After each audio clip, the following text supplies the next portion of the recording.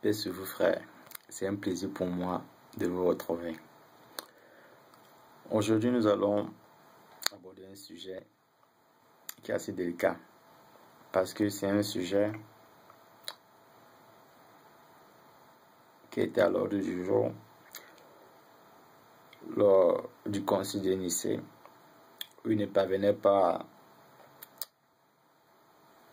à s'entendre sur la filiation du Christ. Si c'était Dieu ou c'était le Fils, tout ça, tous ces autres. Jusqu'à présent, ce sujet continue à séparer des personnes. Je fais une mise en garde. Pour le comprendre, il faut être détaché de la religion. Il faut avoir la crainte de l'Éternel. Car la crainte de l'Éternel est le commencement de la sagesse. Donc nous allons aborder ce sujet. Ne soyons pas émotifs. Soyons juste patients, concentrés. Avant toute chose, je vais lire un précepte tiré du livre de Proverbes au chapitre 20, versets 2 à 4. 7. Je suis plus stupide que personne, et je n'ai pas l'intelligence d'un homme. Je n'ai pas appris la sagesse, je ne connais pas la science des saints. Qui est monté aux cieux et qui en est descendu? Qui a recueilli le vent dans ses mains? Qui a serré les eaux dans son vêtement? Qui a fait paraître les extrémités de la terre? Quel est son nom? Et quel est le nom de son fils? Le sais-tu? Vous avez compris les questions posées, et ces questions taraudent les esprits des personnes encore spirituellement séquestrées dans le catholicisme et ses dérivés. Christ est-il Dieu? Pourquoi ce sujet? Pourquoi? Parce qu'il écrit dans Jude, chapitre 24, au verset 22 à 23. Ayez de la pitié pour ceux qui doutent. Sauvez ceux qui peuvent l'être en les arrachant au feu. Pour les autres, ayez de la pitié, mais avec la crainte, en évitant jusqu'au moindre contact qui pourrait vous contaminer. Je repose ma question. Christ est-il Dieu? Si la réponse est oui, alors avez-vous lu votre Bible? Si elle est non, êtes-vous réellement convaincu de votre choix? Je vous pose cette question parce que vous serez émotif. Vous vous limiterez à ce que vous avez compris et non à ce que vous avez lu. Donc, prenez votre Bible, essuyez la poussière qui s'y trouve, car je suppose qu'elle n'a pas servi depuis belle lurette. Vous avez vos Bibles, mais vous les rangez. Vous n'y passez presque jamais à côté. Pourtant, c'est la clé de la connaissance. Qu'est-ce que Jésus dit? Que le livre de cette loi ne s'éloigne pas de toi, n'est-ce pas? Ok. Ce sujet est complexe. Certains ne comprendront pas. C'est normal. Car dans Matthieu, chapitre 11, verset 27, le Christ dit: Mon Père a remis toutes choses entre mes mains. Personne ne connaît le Fils si ce n'est le Père. Et personne ne connaît le Père si ce n'est le Fils. Et celui à qui le Fils veut le révéler. Donc pour connaître le Père, il faut d'abord que le Fils vous le révèle. Et pour que le Fils vous le révèle, il faudrait que vous soyez en condition. Ok, nous allons commencer par Matthieu chapitre 16, verset 13 à 17. Je lis. Matthieu 16, verset 13 à 17. Jésus étant arrivé dans le territoire de Césarée de Philippe, demanda à ses disciples: Qui dit-on que je suis, moi le Fils de l'homme? Ils répondirent: Les uns disent que tu es Jean-Baptiste, les autres Élie, les autres Jérémie ou l'un des prophètes. Et vous, leur dit-il, qui dites-vous que je suis? Simon-Pierre répondit, tu es le Christ, le Fils du Dieu vivant. Jésus reprenant la parole lui dit, tu es heureux, Simon, fils de Jonas, car ce ne sont pas la chair et le sang qui t'ont révélé cela, mais c'est mon Père qui est dans les cieux. Donc ici, le Père a fait une révélation à Pierre, lui disant, lui, c'est mon fils. C'est mon fils. Et au verset 20, qu'est-ce qu'il écrit? Alors, il recommanda aux disciples de ne dire à personne qu'il était le Christ. Ouais, ici le Christ donne une instruction, il dit à personne que je suis le Messie, que je suis le roi de Dieu. Vous savez, les esprits mauvais là, parce que là sur le domaine spirituel, ils savaient qui est Christ. Ils savaient qui est Christ.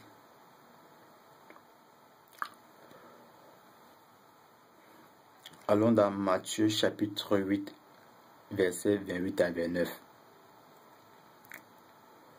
Là, les esprits mauvais nous feront une révélation. Lorsqu'il fut à l'autre bord, dans le pays de Gadaréniens, 2 démoniaques sortant des sépulcres vinrent au-devant de lui. Ils étaient si furieux que personne n'osait passer par là. Et voici, ils s'écrièrent, « Qu'y a-t-il entre nous et toi, Fils de Dieu? Es-tu venu ici pour nous tourmenter avant le temps? Es-tu venu ici nous tourmenter avant le temps ?» Ici, les esprits font une révélation. Non seulement ils disent que Christ est le Fils de Dieu, en plus ils précisent que c'est Christ qui viendra les tourmenter.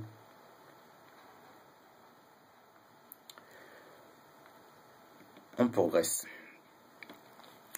Et Jacques dit au chapitre 2, verset 19. Tu crois qu'il y a un seul Dieu. Tu fais bien. Les démons le croient aussi et ils tremblent. Que dit Jean 17,3? Or la vie éternelle, c'est qu'ils te connaissent, toi le seul vrai Dieu, et celui que tu as envoyé, Jésus-Christ. Prenons Jean 14, verset 8 à 9. Philippe lui dit, « Seigneur, montre-nous le Père, et cela nous suffit. » Jésus lui dit, « Il y a si longtemps que je suis avec vous, et tu ne m'as pas connu, Philippe. Celui qui m'a vu a vu le Père. Comment dis-tu, montre-nous le Père? » La réponse est dans la suite. Il faut juste la lire. Christ dit, « Ne crois-tu pas que je suis dans le Père et que le Père est en moi? Les paroles que je vous dis, les paroles que je vous dis. » C'est quoi la parole? Parce que Christ mentionne, il dit, « Les paroles que je vous dis. » C'est quoi la parole? Jean 17, 17. « Sanctifie-les par ta vérité. Ta parole est vérité. » Ta parole est vérité. Et c'est quoi la vérité? Psaume 119, 142. Ta justice est une justice éternelle et ta loi est la vérité. Ta loi est la vérité. Christ de poursuivre, ça c'est une parenthèse. Christ de poursuivre, je ne les dis pas de moi-même. Et le Père qui demeure en moi, c'est lui qui fait les œuvres. Christ avait l'Esprit du Père en lui parce qu'il enseignait dans la vérité de la loi. Contrairement à ceux qui s'asseyaient sur la chair de Moïse pour lire la loi et non l'appliquer. Ça, c'est un autre sujet. Christ ne disait pas qu'il est Dieu, car dans Jean 1,18, il est dit « Nul n'a jamais vu Dieu. Le Fils unique engendré qui est dans le sein du Père, lui l'a fait connaître. » C'est lui qui fait connaître Dieu. Si vous dites que Philippe a vu Dieu, que dit Exode 33, 20? Mais tu ne pourras pas voir ma face, car nul homme ne peut me voir et demeurer en vie. Donc si Christ, c'était Dieu, comment il fait alors pour demeurer en vie? Puisque Exode dit que nul homme ne peut me voir et demeurer en vie. Là n'est pas le problème.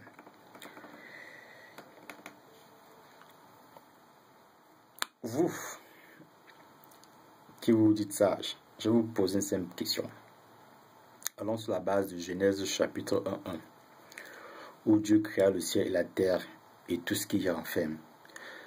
Expliquez-moi comment Satan peut encore venir proposer à Dieu ce qui lui appartient déjà, car on sait que Christ, que vous qualifiez de Dieu, fut tenté au désert.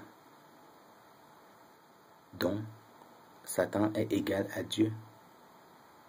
Puisque si vous dites que Christ, c'est Dieu, tout ça dit que Satan est devenu pour tenter Dieu et proposer à Dieu ce qui appartient déjà à Dieu. Il n'y a pas de logique.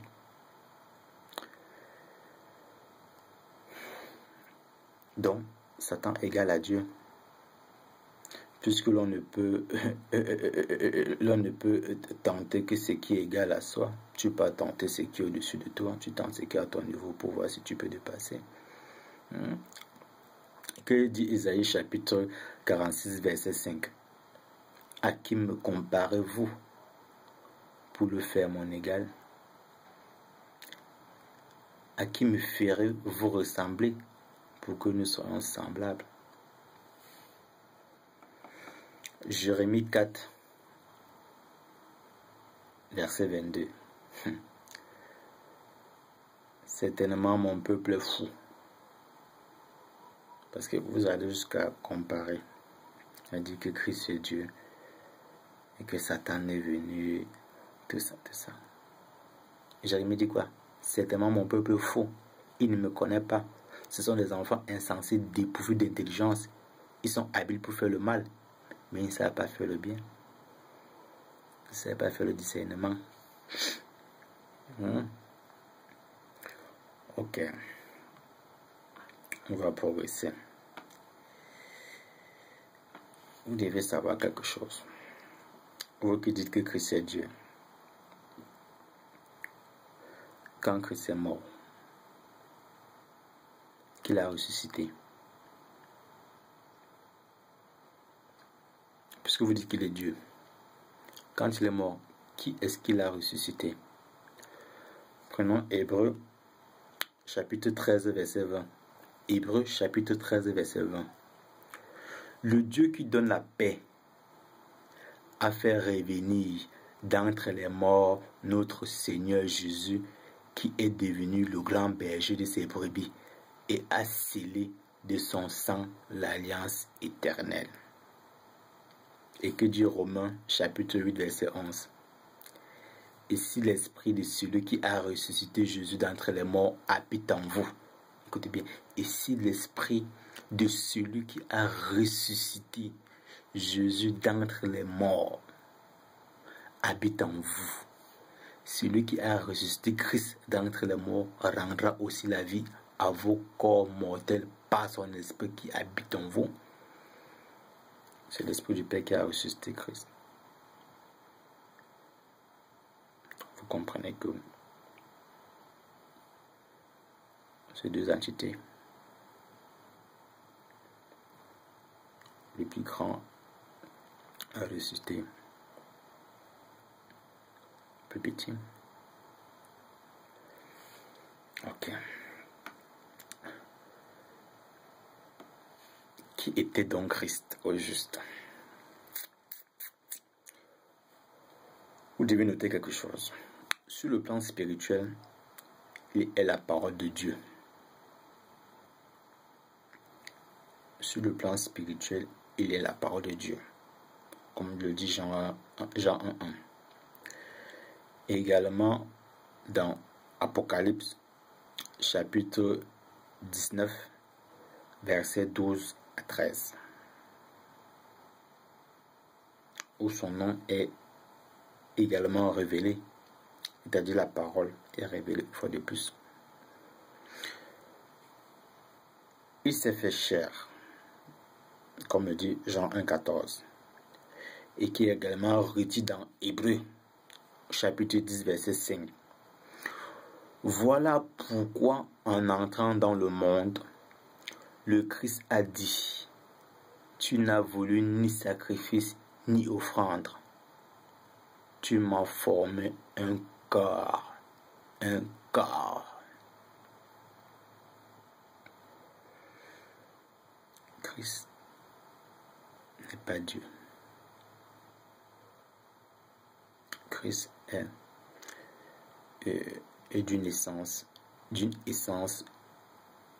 divine. Donc, il est une dérivée divine.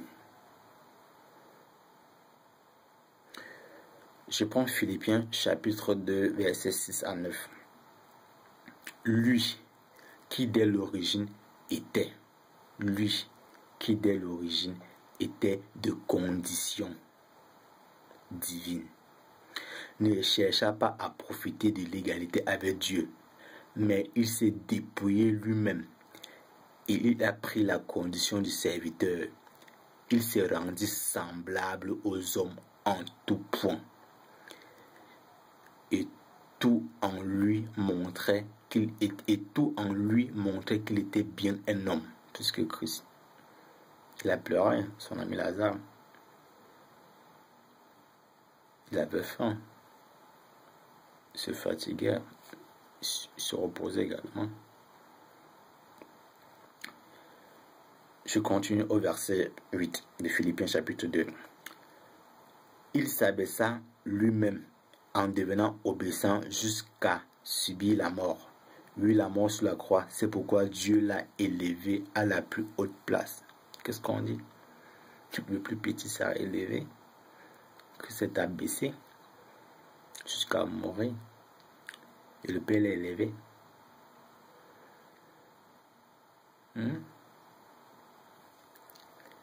Contrairement à Satan qui ne s'est pas soumis.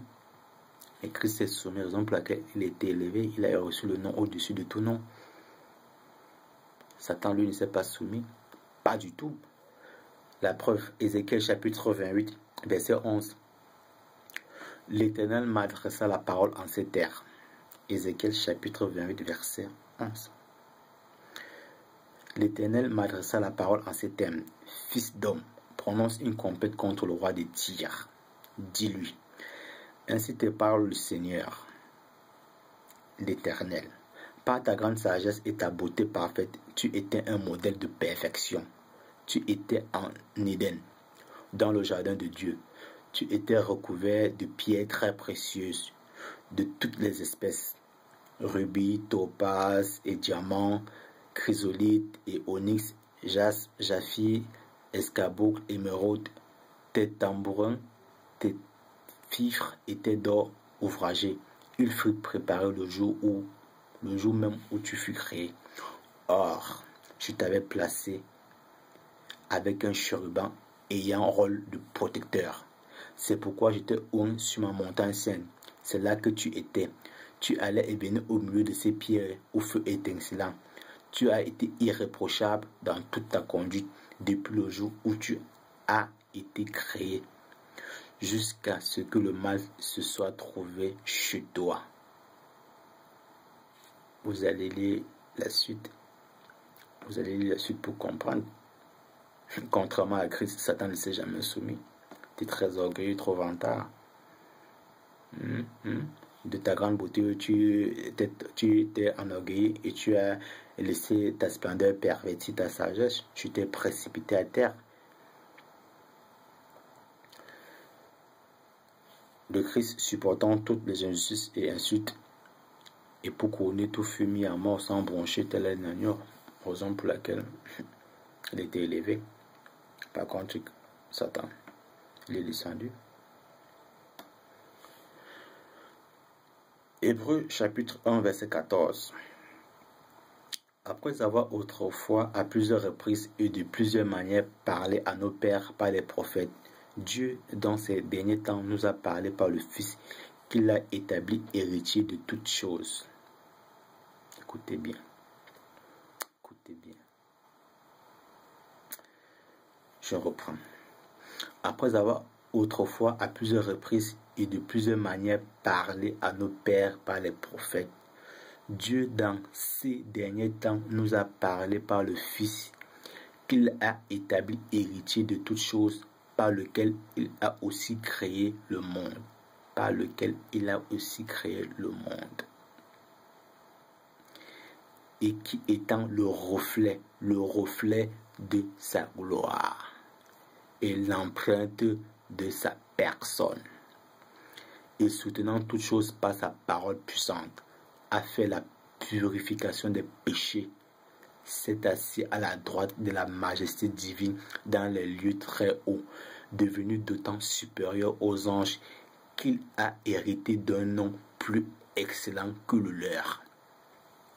Car auquel des anges Dieu a-t-il jamais dit: tu es mon fils, je t'ai engendré aujourd'hui, et encore je serai pour lui un père, et il sera pour moi un fils. Et lorsqu'il introduit de nouveau dans le monde le premier-né, il dit que tous les anges de Dieu l'adorent. De plus, il dit des anges: celui qui fait de ses anges des vents et de ses serviteurs une flamme de feu. Mais il a dit au Fils: ton trône, écoutez bien, pourquoi? Parce que ce verset est corrompu. Ce verset est corrompu. Je vais le démontrer. Ton trône, ô Dieu, est éternel. Le sceptre de ton règne est un sceptre d'équité. Tu as aimé la justice, tu as haï l'iniquité. C'est pourquoi, ô Dieu, ton Dieu t'a oint d'une huile de joie au-dessus de tes égaux.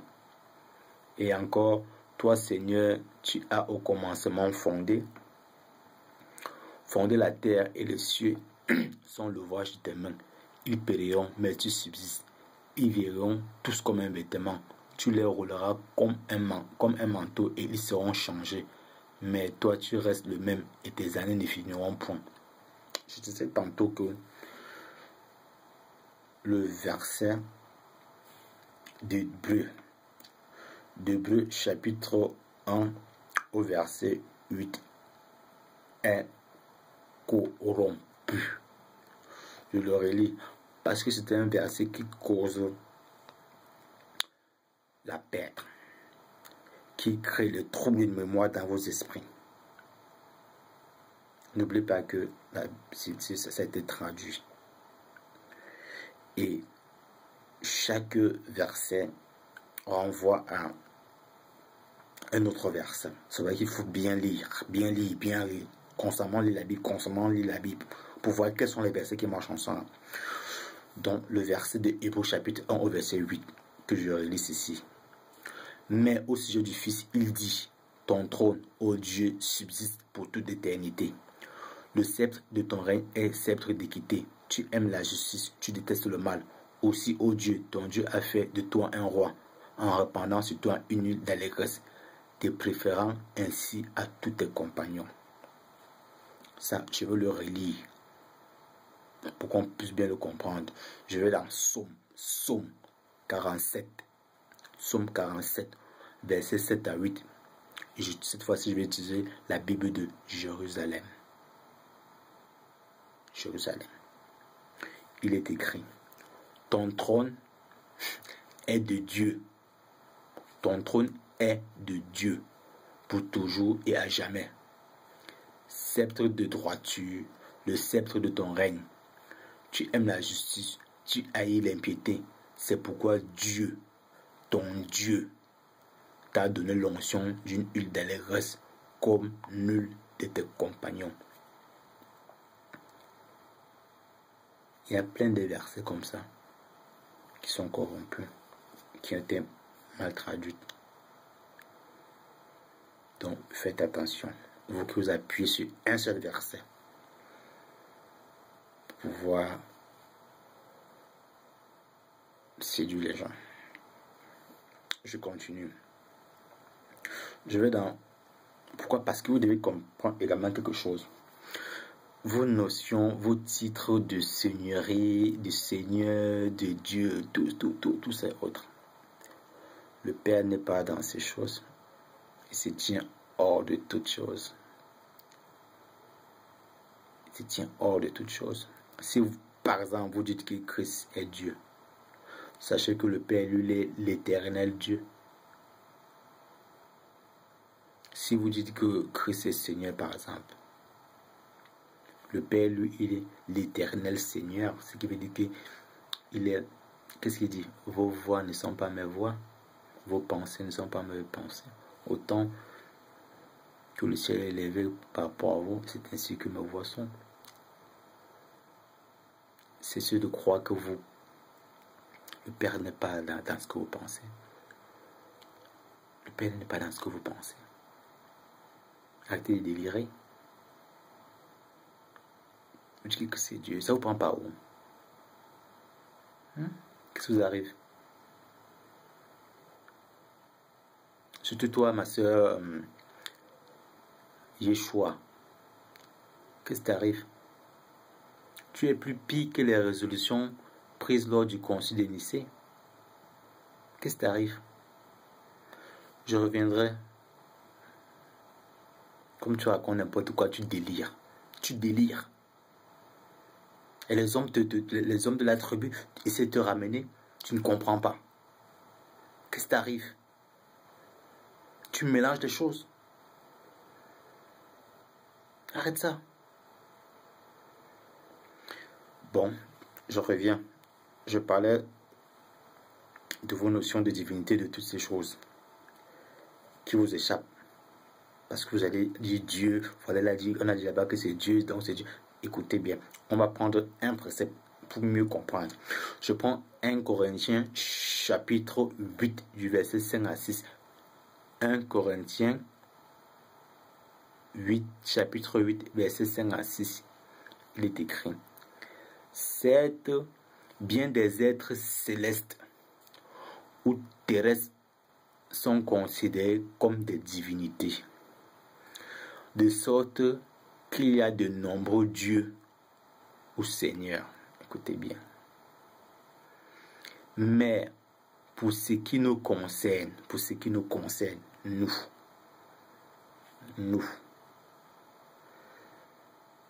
Somme 147, pour ce qui nous concerne, les Hébreux, nous, il n'y a qu'un seul Dieu, le Père de qui toute chose vient et pour qui nous vivons. Et il n'y a qu'un seul Seigneur, Jésus-Christ, par qui tout existe et par qui nous sommes. Oui, c'est lui la parole du Père. Tout est fait par la parole. C'est pas la parole que on a créé les mondes, visibles et invisibles. Le Père crée ce qu'il crée.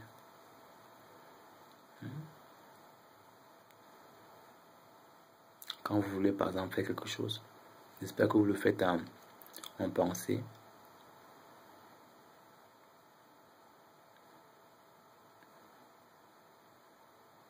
Le Père le fait par l'esprit. Il crée ce qu'il crée, il ne s'occupe plus de ça. Il est hors de cette réalité. C'est de rêver.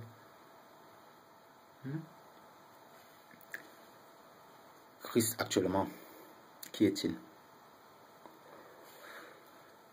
Jean chapitre 2 verset 1.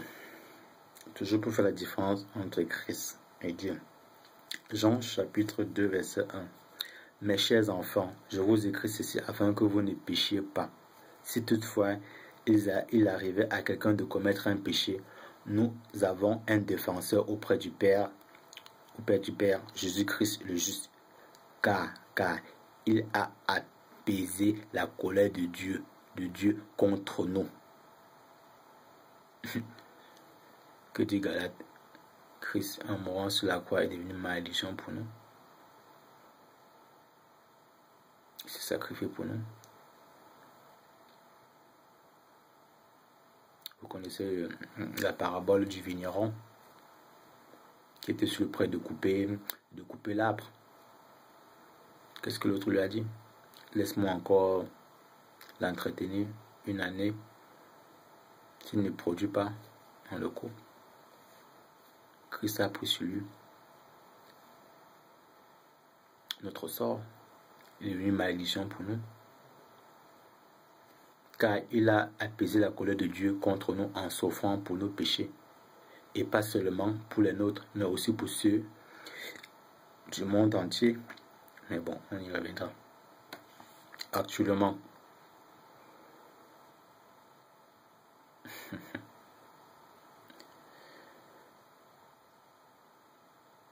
on a vu dans Jean chapitre 2, verset 1, que Christ est notre défenseur et notre avocat. On sait ce que c'est qu'un avocat, c'est celui qui te défend devant le juge. Et que dit Hébreux chapitre 5, verset 4 à 6. De plus, on ne s'attribue pas de sa propre initiative l'honneur d'être grand prêtre. On le reçoit en y étant appelé par Dieu. Comme ce fut le cas pour Aaron. Aaron était appelé par Dieu. Il en est de même pour le Christ. Ce n'est pas lui. Écoutez bien. Ce n'est pas lui, c'est-à-dire que ce n'est pas le Christ qui s'est attribué de son propre chef l'honneur de devenir grand prêtre. Donc le Christ n'a pas décidé de lui-même qu'il soit grand prêtre. Mais c'est Dieu qui lui a déclaré. C'est Dieu, vu tout ce que le Christ a fait. Le sacrifice, tout, la soumission, tous ces choses-là. Mais c'est Dieu qui lui a déclaré, tu es mon fils. Tu es mon fils. Aujourd'hui, je fais de toi mon enfant. Si vous réfléchissez, le père comme les fils, il y en a plusieurs. Mais il fait de la machia, son enfant. Sa préférée, son premier-né. Je fais de toi mon enfant. Et dans un autre passage, tu es prêtre pour toujours. Tu es prêtre pour toujours.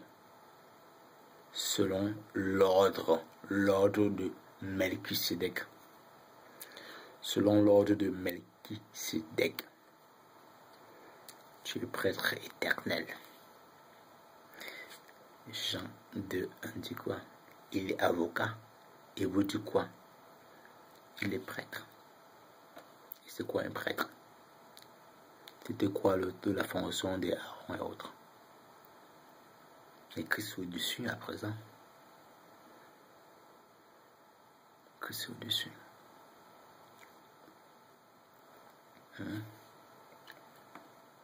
Celui qui confesse que Jésus est le Fils de Dieu demeure en lui et lui en Dieu.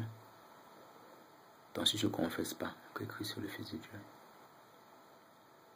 mais tu as perdu la boule, mon frère. Qu'est-ce qui t'arrive?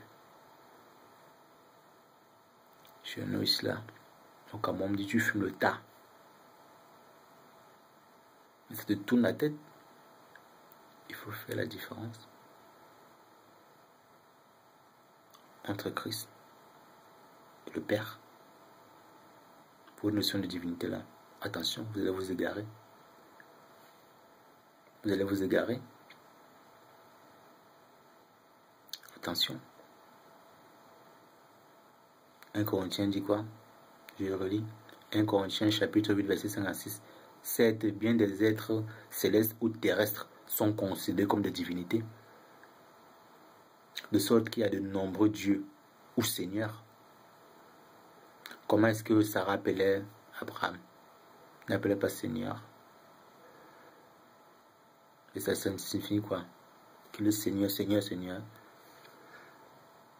Le verset 6 dit quoi? Mais pour ce qui nous concerne, qu'il n'y a qu'un seul Dieu. Et Jacques disait quoi?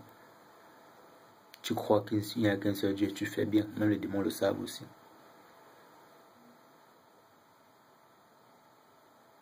Donc,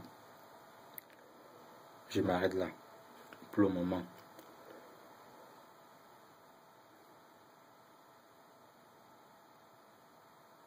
C'est une première vidéo. Peut-être qu'il pourrait y en avoir d'autres. Ça va dépendre du niveau d'entendement. Mais on peut encore revenir en arrière. Donc, plus élémentaire. Comme Christ, qui priait-il? S'il était vraiment Dieu, qui priait-il? Tout ça. On va entrer, on revient encore totalement en arrière. Parce que Christ lui n'est pas la notion de toute chose. Quand lorsqu'on lui a demandé à quand la fin, il a dit nul ne connaît. Seul le Père le connaît.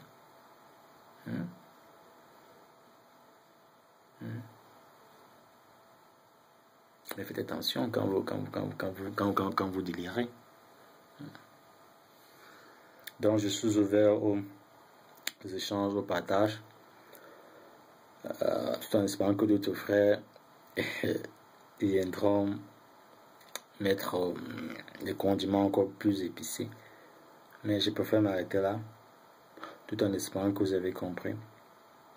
Je m'arrête pas, je ne prends pas un précepte et puis je l'analyse. Non. On essaie de coller les préceptes comme je l'ai dit. C'est ligne sur ligne, précepte sur précepte, un peu d'ici, un peu de là. S'il faut prendre un verset, vous allez vous perdre. Il faut comparer les Bibles, il faut comparer les traductions. Il faut comparer les traductions. Il faut comparer les traductions. Mais cessez de comparer le Père à... Écoutez, il n'est pas dans cette réalité ici. Il est plus grand. Il n'est même pas dans nos pensées. Il est trop grand. Il doit arrêter. Arrêtez ce que vous faites. Repentez-vous. Repentez-vous amèrement.